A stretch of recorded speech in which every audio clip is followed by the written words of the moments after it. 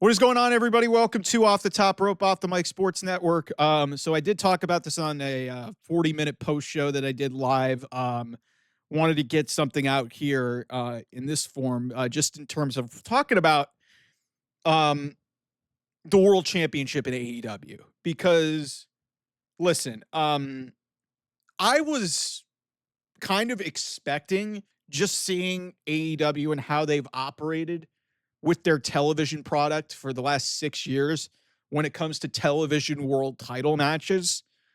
They've been really weird with how they've booked them. They've had a couple of the early portions of the show. They've had them be in the main event.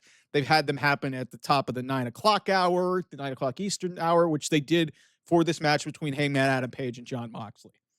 So when this happened, I was like, okay, this is kind of like, meeting the mark and kind of, what AEW has done with their world title matches on television over the last 6 years.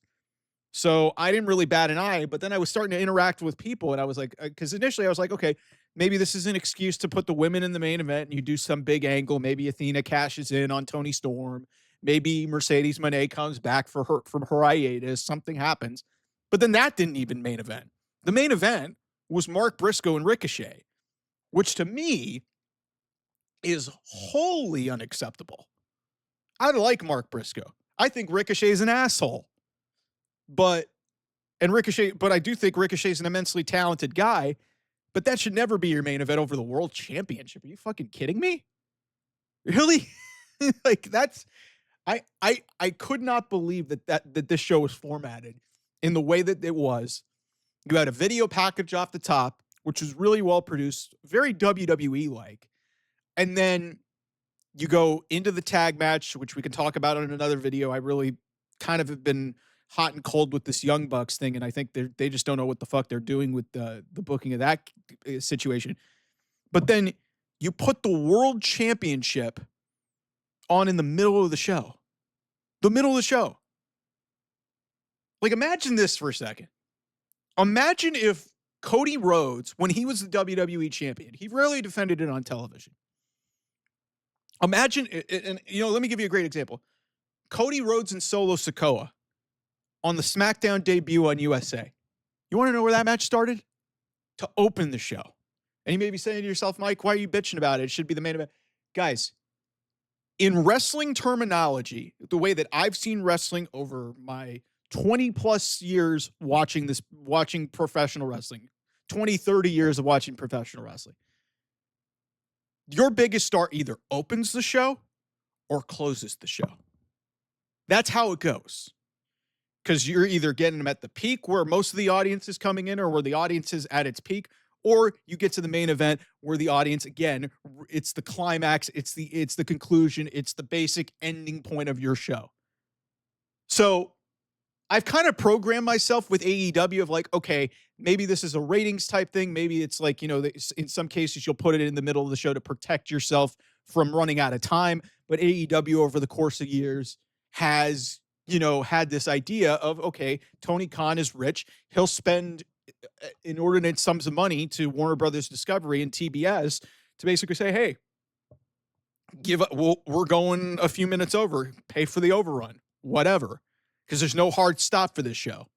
So I just, initially, because I had seen some speculation from the fan base and everybody alike that okay, maybe this could be a possibility. I was like, okay, maybe not the worst idea in the world. But then seeing the way that this whole thing was laid out and, thinking back to it as man, they really did not make the World Championship look great in this situation.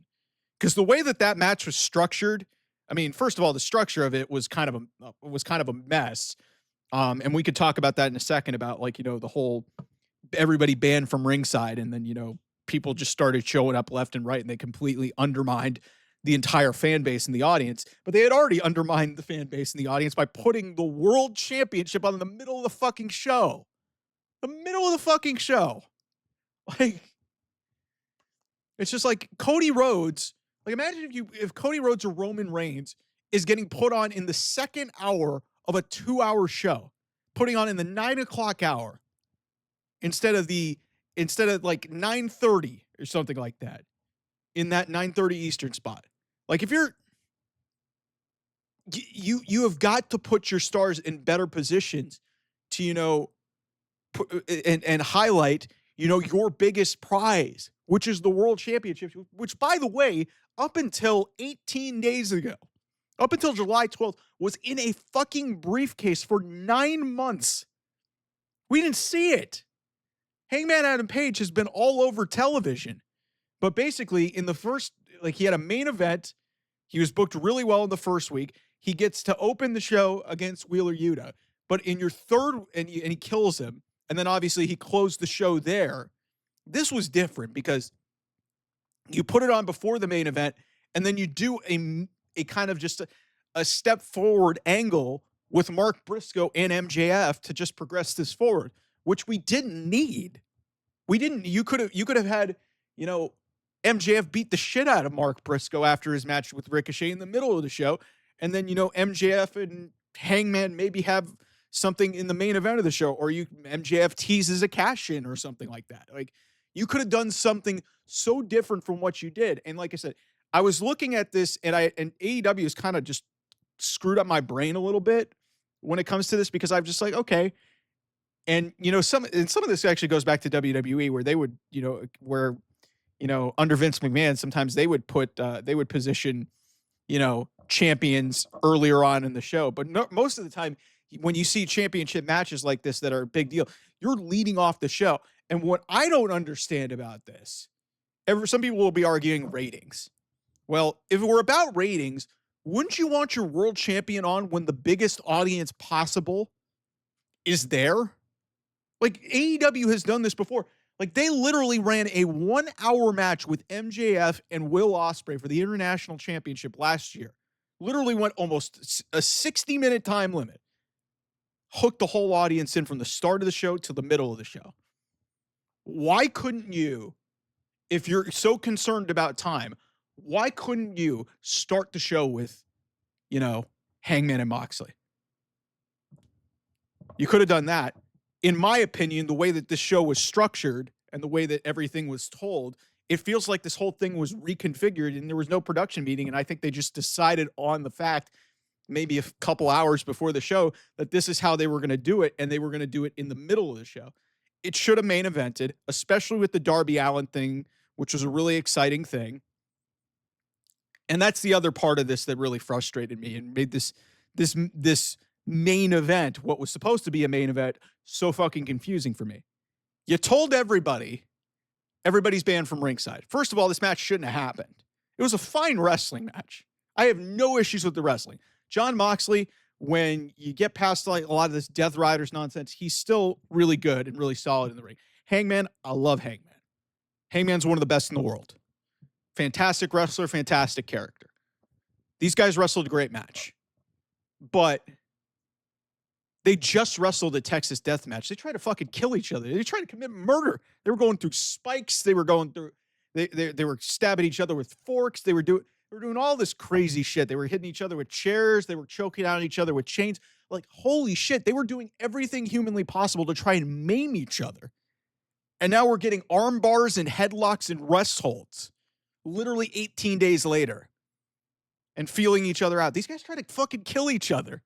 So that's the first thing. The second thing is, you told us that everybody was banned from ringside. Yet 20 minutes into this match, the Death Riders come in to create a diversion. Marina Shafir throws in the world championship, leads to a near fall, which is a great near fall and really exciting moment.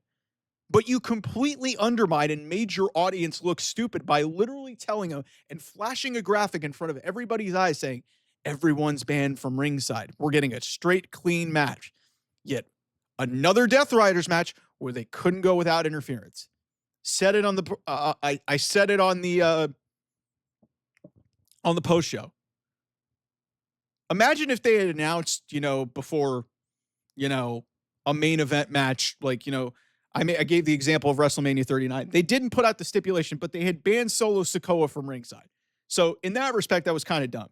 But if you're going to do that and put a stipulation and promote this match for a whole fucking week, and then tell me that everybody's going to be banned from ringside, and yet there's a bunch of bullshit at the end of this thing, That to me as a viewer and that to me as a fan is kind of insulting. So, from a production side, from a formatting side, having this in the middle of the show to, the non just the way that like, the fact that this was booked after the Texas death match and then, obviously the interference when there shouldn't have been any interference. What a mess. And it was a great match. That's what sucks about it. This was a great match between two of the best that AEW has, and it's going to be overshadowed in a lot of ways by just a bunch of nonsense. It's just this company is just so badly produced at times where it makes me wonder. It's like they're just feeding narratives through their PR people at the Wrestling Observer and basically saying, yeah, hey, we actually do have production meetings. Well, if you did, this was the easiest thing you could have done. Main event, don't book interference. What the fuck are we doing? So, just an odd night, man. An odd night. Not a bad show, but a really just poorly formatted show. Anyway, thanks so much for watching. I'll see you guys soon. Bye-bye.